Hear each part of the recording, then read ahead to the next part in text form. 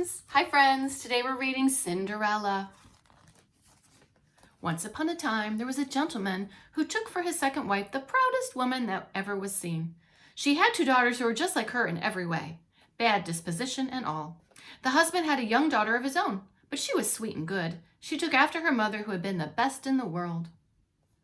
The marriage ceremony was hardly over when the stepmother's temper means she got mad. She did not like this young girl, whose goodness made her own daughters seem hateful and terrible. She gave her household tasks, and Cinderella cleaned pots and pans and scrubbed the stairs all day and all night long.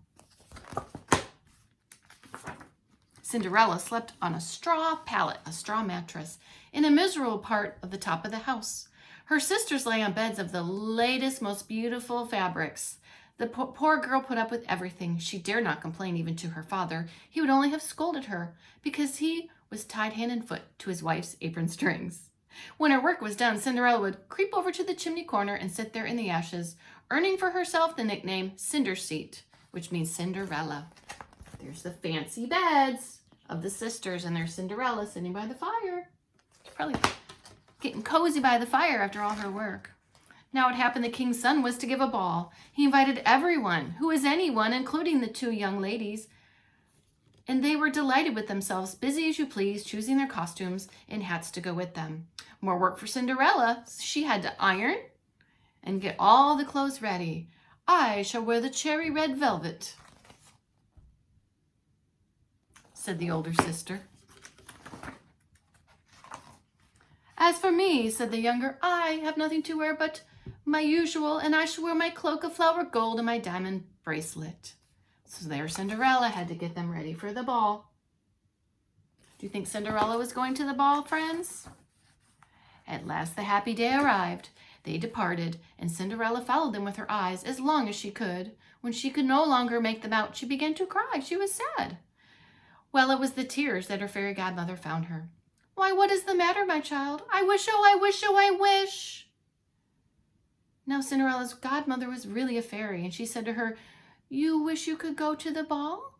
"Oh, yes," said Cinderella. "Well, be a good girl, and I'll see that you go." She took Cinderella into her room and said, "Now go to the garden and bring me a pumpkin."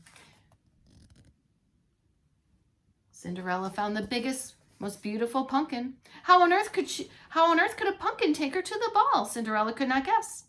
Her godmother scooped the pumpkin all out, leaving only the outside, and then she touched it with her wand. Just like that, the pumpkin turned into a beautiful coach of pure gold. The fairy godmother then went to look for the mouse trap. In it were 6 sprightly mice, and she told Cinderella to lift the door of the trap.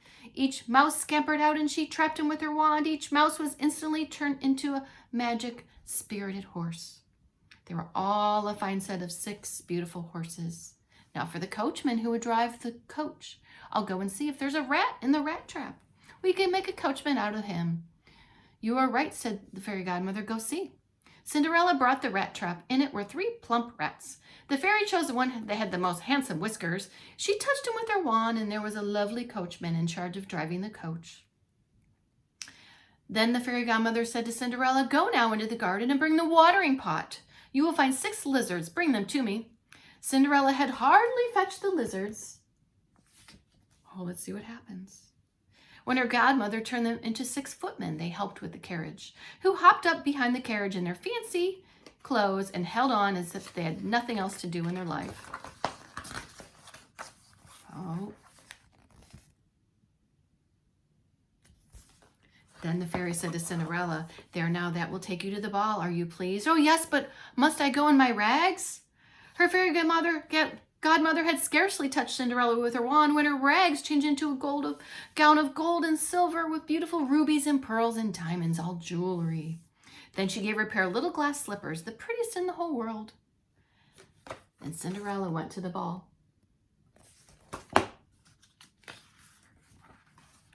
The fairy godmother said, "You must leave the ball before midnight, or your riches will turn back to rags." Tick-tock, tick-tock. Now when the king's son learned that a grand princess whom no one knew at all had just arrived at the palace, he ran out to receive her. He offered her his hand, and she came from the coach, and he led her to the ballroom. Everybody fell silent. She was so beautiful. Oh, how beautiful she is.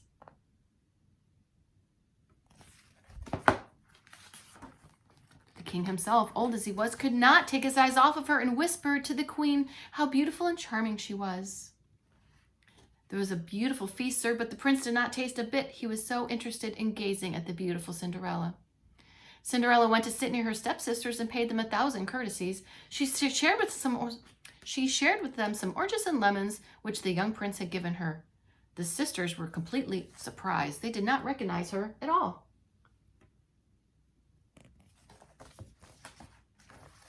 Suddenly, Cinderella heard the clock chime 11 hours. Ding, ding, ding, and then almost 12. She immediately made a deep curtsy and ran off as fast as she could. When Cinderella got home, she went to look for her godmother and thank her. Then she told her how she longed to go to the ball the following night. The prince had begged her to come. While she was telling her godmother everything that had happened at the ball, her 2 stepsisters knocked on the door. Cinderella ran to let them in. "How late you are," she said, yawning, rubbing her eyes and stretching as if she had just woken up. "If you come to the ball, I can tell you one of the most beautiful princesses had came, the most beautiful princess anyone could hope to see." It was wonderful. Cinderella was delighted. "What was the name of the princess?" They said, "No one knows. The king's son is desperate. He would give anything to know who she is." At this, the Cinderella smiled and said softly, "She was then so beautiful. My goodness, how lucky you are to have seen her." Cinderella expected not to be told anything else, and that was it. And she was secretly relieved. The next night, the 2 sisters went off again to the ball, and so was Cinderella, but this time even more splendidly dressed than before. The prince never left her side, and all evening he paid her charming compliments. The young miss found this so interesting, she forgot her grandmother's warning, and the clock struck midnight. She rose and fled as lightly as a doe. The prince followed her, but he could not overtake her, and in her haste she dropped one of her glass slippers. The prince gathered it with the greatest care. She rushed home all out of breath, without her coach, her carriage, or her horses. The guards at the palace gate were questioned. Had they seen a princess leave? No, they had not seen one, but a young woman in rags. She looked more like a peasant girl than a fine young lady. When the 2 sisters returned from the ball, Cinderella asked if they had enjoyed themselves again, and if the beautiful lady had been there. They told her, oh yes, she was there, but at the stroke of midnight she fled from the palace, and she left her glass slipper. So the prince went all through the land, trying on the glass slipper with all the ladies to see who it would fit, because the foot that it would fit would be the princess he would marry. It fit no princess, no lady. They brought it to the 2 sisters, who did their best to force their feet into the little slipper, but they could not. Cinderella was looking on and recognized her slipper. She laughed, said, "Let me see if it'll fit me." Her stepsisters burst out laughing. "Fit her? Oh, fit Cinderella." How they laughed at her. But the gentleman who had been sent to try on the slipper looked intently at Cinderella. Finding her beautiful, he said it was more than right. He'd been ordered to try it on all the ladies. He had Cinderella sit down, slid the slipper on her foot. He saw that it fit perfectly, just as if it had been made of wax for her. The sisters were so astonished and surprised, but greater still when Cinderella drew from her pocket the little slipper that slid onto her other foot.